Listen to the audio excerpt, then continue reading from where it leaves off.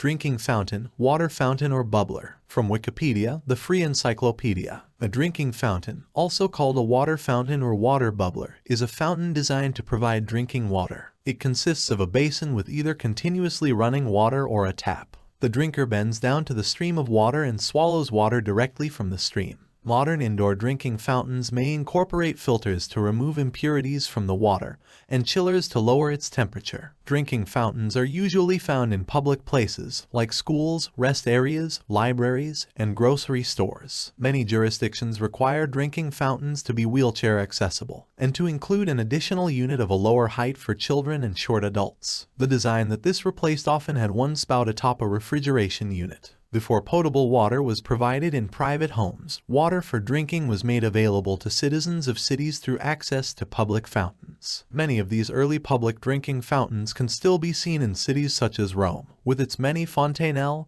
and nasoni. In Nepal, there were public drinking fountains at least as early as 550 AD. They are called dunjdaras or hitis. They consist of carved stone spouts through which water flows uninterrupted from underground sources. They are found extensively in Nepal and some of them are still operational. Many people of Nepal rely on them for their daily water supply. The tudidhara or jaru is another type of old drinking fountain found in Nepal. This is a stone container that can be filled with water and has a tap that can be opened and closed. The oldest of these is dated 530 AD. Very few jaras are in use today, but the remnants can be found in many places. In mid-19th century London, when water provision from private water companies was generally inadequate for the rapidly growing population and was often contaminated, a new law created the Metropolitan Commission of Sewers, made water filtration compulsory, and moved water intakes on the Thames above the sewage outlets. In this context, the public drinking fountain movement began. It built the first public baths and public drinking fountains. In 1859, the Metropolitan Free Drinking Fountain Association was established.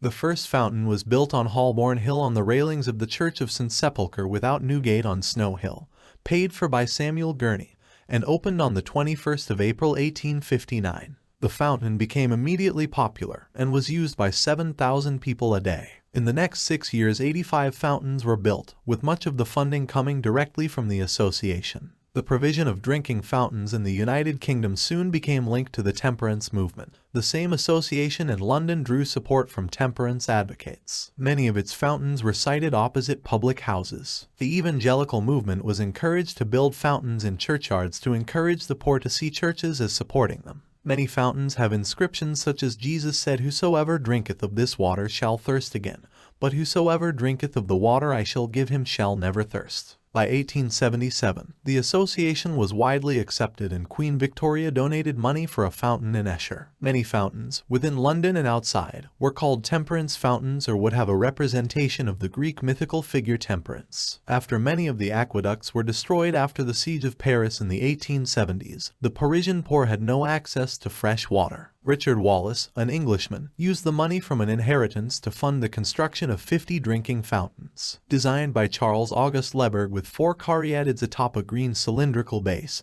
these fountains have become iconic symbols of Paris. Muddied and bad-tasting drinking water encouraged many Americans to drink alcohol for health purposes, so temperance groups constructed public drinking fountains throughout the United States following the Civil War. The National Woman's Christian Temperance Union's organizing convention of 1874 encouraged its attendees to erect the fountains in their hometowns as a means to discourage people from drinking in saloons. They sponsored temperance fountains in towns and cities across the United States. The American Society for the Prevention of Cruelty to Animals, founded in 1866, expressed concern about the difficulty of finding fresh water for work horses in urban areas. Combined drinking fountains with a bubbler for people, a water trough for horses, and sometimes a lower basin for dogs became popular. In particular, over 120 National Humane Alliance fountains were donated to communities across the United States between 1903 and 1913. The original bubbler shot water 1 inch straight into the air, and the excess water ran back down over the sides of the nozzle. During World War I, company founder Halsey W. Taylor invented the double bubbler drinking fountain.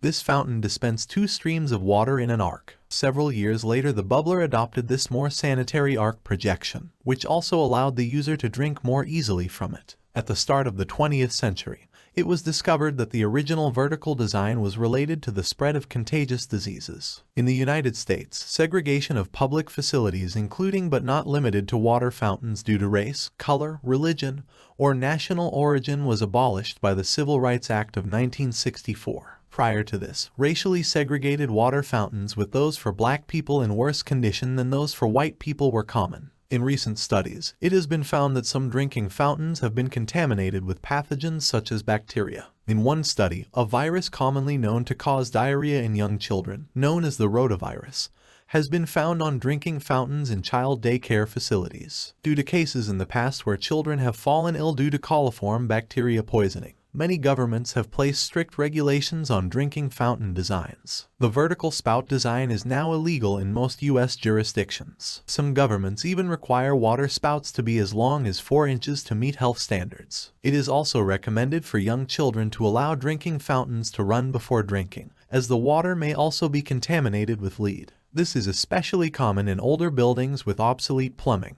In the 1970s, this fear of contamination in tap water was hyped by producers of bottled water, thereby changing attitudes to publicly provided water in drinking fountains, which began to disappear from city streets. The term bubbler is used in some regional dialects of the United States and in Australia. A survey of U.S. dialects undertaken between 2002 and 2004 found the word bubbler is commonly used in southern and eastern Wisconsin and in Massachusetts and Rhode Island. The phrase drinking fountain was common in the rest of the inland north and in the west, while water fountain dominated other parts of the country. The term bubbler is sometimes used in the Portland, Oregon region, where in the early 1900s former Wisconsin resident Simon Benson installed 20 fountains, which are now known in the Portland area as Benson bubblers. Currently, there are 52 of these iconic 4-bowl drinking fountains still providing free-flowing water in downtown Portland. Frost-resistant drinking fountains are used outdoors in cold climates and keep the control mechanisms below the frost line, resulting in a delay for when water comes out. Most drinking fountains are freely available, however there are exceptions. Many private individuals in Armenia install pulpulacs in their yards or neighborhoods for various reasons, which include honoring dead relatives, friends, or giving back to the community. In Nepal, the construction of water conduits like dunjdaras, dug wells, and tudidharas is considered a pious act. This applies to kings and other dignitaries as well as to ordinary citizens.